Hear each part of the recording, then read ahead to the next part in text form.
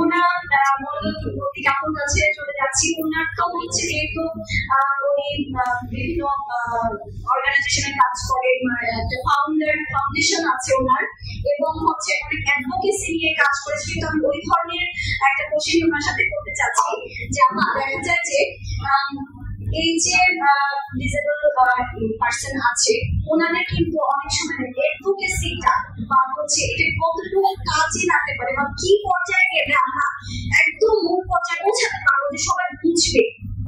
আপনার এই সম্পর্কে কি মনে হয়? আপনি তো বিভিন্ন জায়গায় বিভিন্ন মানুষের সাথে কাজ করেছেন, এবং হচ্ছে আপনি যদি একটু আপনার কোনো এক্সপিরিয়েন্সও যদি শেয়ার করতেন এই নিয়ে, তাহলে আমি মনে হয় একটু উপকৃত হতাম আমরা সবাই। Thank you. আসসালামু আলাইকুম। প্রথমেই ধন্যবাদ জানাচ্ছি এত চমৎকার আয়োজন করার জন্য। আমি যে পরিচয়টা দিতে স্বাচ্ছন্দ্য বোধ করি সেটা হচ্ছে আমি একজন ডিসেবল সম্পন্ন শিশুর মা।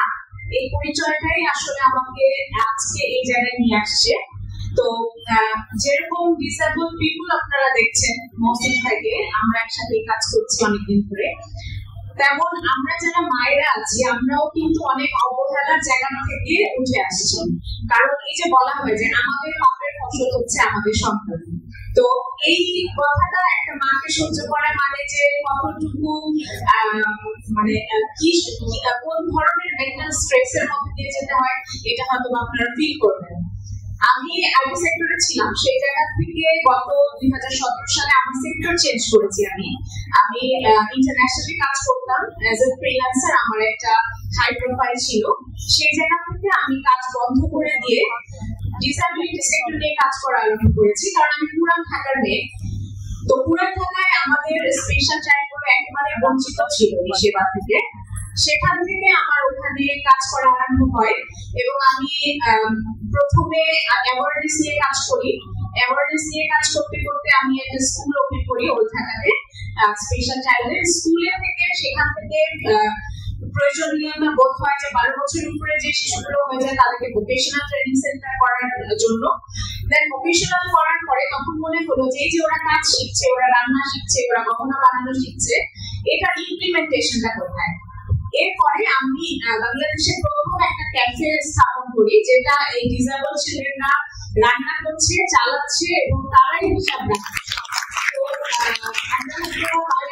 আপনারা দেখেছেন এই ধরনের ক্যাফে, বাট আমাদের পুরান ঢাকাতেই আছে নিউরোশন ক্যাফে। আপনাদের সবাইকে আমন্ত্রণ রইল ভিজিট করার জন্য। তো এই যে অ্যাডভোকেসিটা আসলে রুটের থেকে আরম্ভ হয়, একটা ধাক্কা থেকে আরম্ভ হয়। তো এই যে ধাক্কাটা খাওয়ার পর থেকে কিন্তু আমি ওদেরকে নিয়ে কাজ আরম্ভ করেছি, এবং কাজ আরম্ভ করতে গিয়ে আমার যেটা মনে হচ্ছে অ্যাডভোকেসিটা কেন প্রয়োজন, কারণ আমাদের সবচেয়ে বেশি অভাব অ্যাওয়ারনেসের না, আমাদের সবচেয়ে বেশি অভাব হচ্ছে নলেজের। আমরা নলেজটাকে কোলাবোরেট করতে জানি না।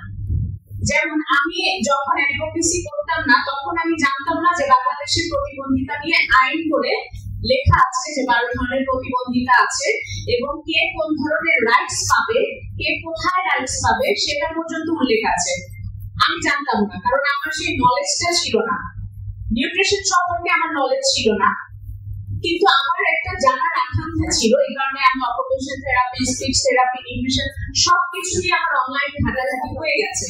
তখন আমার মনে হয়েছে এই যে নলেজ শেয়ারিং কোলাবোরেশনটা অনেক দরকার।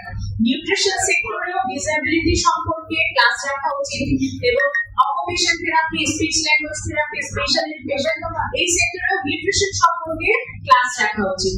তাহলে যেটা হবে যে আমরা যখন কোনো বাচ্চাদেরকে সাজেস্ট করি, কোনো প্যারেন্টকে সাজেস্ট করি, তারা কনফিউজড হয়ে যায় 3-4 রকমের কথায় যে এক্স্যাক্টলি কোনটা সঠিক, কারণ আমরা তো এক্স্যাক্টলি জিনিসটা জানি না, আমাদের নলেজের অভাব আছে।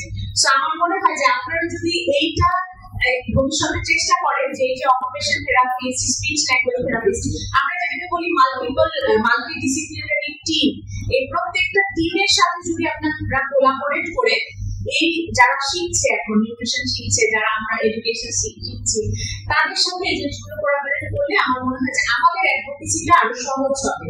আমরা একদম গ্যাপ গুলো ধরতে পারবো, এবং সেই জায়গা থেকে আমরা পলিসি লেভেলে কাজ করতে পারবো। আমি পলিসি লেভেলে কাজ করছি কিছু কিছু জায়গায়। আপনারা হয়তো দেখেছেন যে আমি বাংলাদেশের প্রথম ডিসেবল প্যারেন্টদের অ্যাসোসিয়েশন ফাউন্ড করেছি, কারণ ওই যে নিড থেকে তৈরি হয়েছে এই জিনিসটা।